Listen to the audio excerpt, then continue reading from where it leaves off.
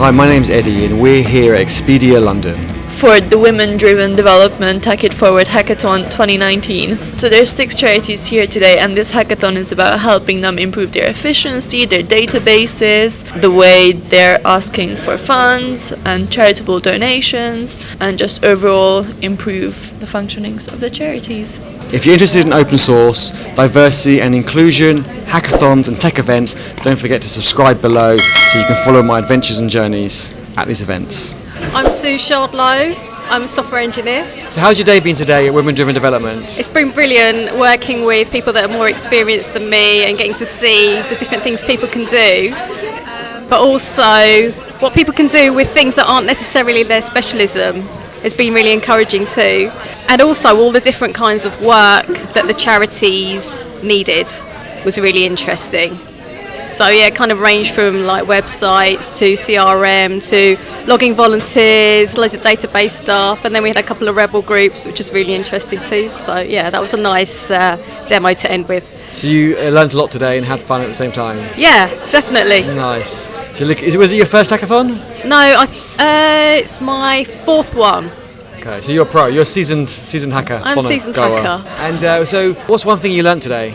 I forgot that Google had Google Slides, so when I knew how to make a presentation, I was going to use Keynote. Totally forgot that Google Slides existed and we could collaborate, so that was really easy and good. Google does collaborate, but you're a software engineer. What about Reveal.js, where you can actually code your slides in Markdown? I didn't know that existed. I've done a video on that like only 2 weeks ago. I thought you followed me on YouTube.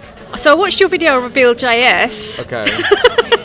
Right, it wasn't very good. What advice would you give to someone who maybe hasn't been to a hackathon and they're a bit nervous about? I think it's okay to feel nervous. It's natural to feel nervous, and I think that if I said like, don't worry, just do it, it's probably not going to help. But what you'll find is even senior developers will be working outside of their comfort zone, because especially if you're doing a piece of work that you've kind of been almost commissioned to do, like here we've got charities coming in saying these are our requirements, you're not necessarily working with the tech stack that you normally would work with. And even the seniors are going to find that, because they're senior, they've probably specialised a lot more than you have. But also if you're a career changer like me, then you've probably got quite a lot of other skills from your previous roles that you can bring to the party. Absolutely. Those mixed skills really help. Yeah, so what I found, especially in the pre-hack, which was really useful actually that we had the pre-hack, because the other 3 hackathons that I've been to didn't have that, so you kind of went in cold. But we had the opportunity through the 2 pre-hacks to kind of look at the problems that the clients had and also try and form our teams beforehand and try and get some of the requirements out and really kind of hit the ground running a bit. Although that didn't kind of work out necessarily, but you know, you kind of had the opportunity to do that and just kind of divide up the tasks beforehand. In the second pre-hack, I realised actually, and I got some really good feedback from my techie colleague, that I was quite good at bridging the gap between the client and the technical side. Nice, like a business analyst. Yeah, or awesome. Like a product manager kind of thing. So that was quite encouraging as well. So that's good. I mean, all those skills are really important. So the team that I've worked in, I don't know, the last 5 years, we're all developers. We're all, I guess, techies as it were. But we all have our area of speciality, where one might be, like we all write our automated tests, but one might be really passionate about that, so they're always pushing the boat out that and making sure it's at the highest quality. Yeah. Where one might be more passionate about the BDD stuff in terms of bridging the gap between us and the business, and they're always having those conversations and making the client feel welcome and feel to give us more information, doing translation.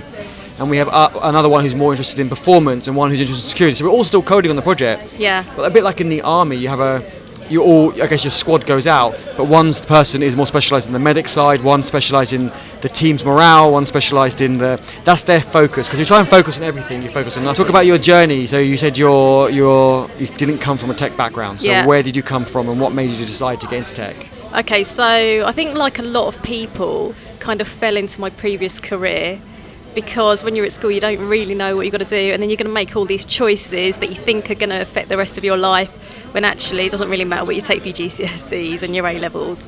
Even your university degree doesn't matter too much. No, the university degree helps you get your first job, and you know, in most cases that's about it. So I kind of fell into marketing because that's what my degree was in, because I kind of thought, you know, that was quite versatile, didn't really know what I wanted to do, and then did that for quite a long time but didn't really feel like that was the perfect fit.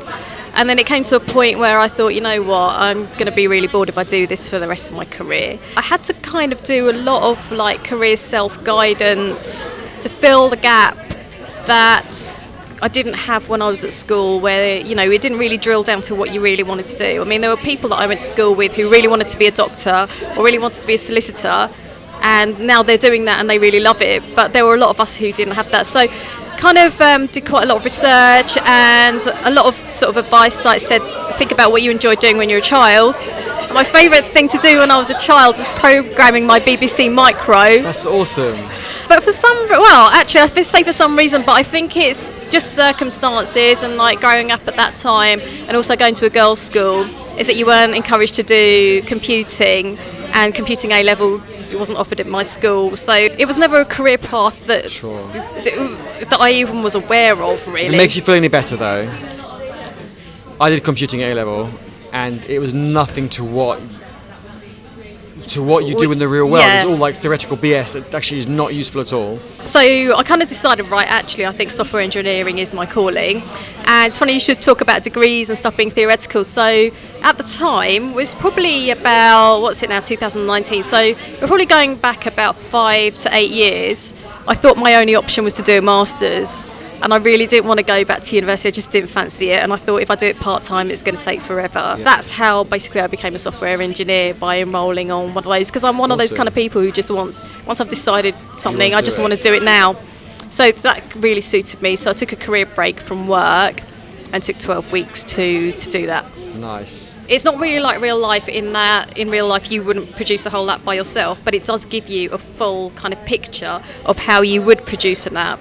And in that regard, I think it makes you quite employable, because, yeah, if you were going to teach yourself, you probably wouldn't get that whole sort of all-round experience and the guidance and things like that. But how's it all going? Because you're redoing your website at the moment, aren't you? I am, yeah. So, well, actually, as part of the boot camp, they help you with careers and stuff. So they said to you've got to get your branding and all the rest of it. Oh, that's good that they talk about that as well. Yeah, well, it kind of makes sense, because if you're employed, then it looks better for them and stuff. So they made us do our website at the end with our portfolio and things like that. So did that, and it was just basically a one-pager. But now I want to do a bit of blogging as well. So I am amending my website. So I decided to do it in Jekyll and GitHub Pages, just for something different. Yeah.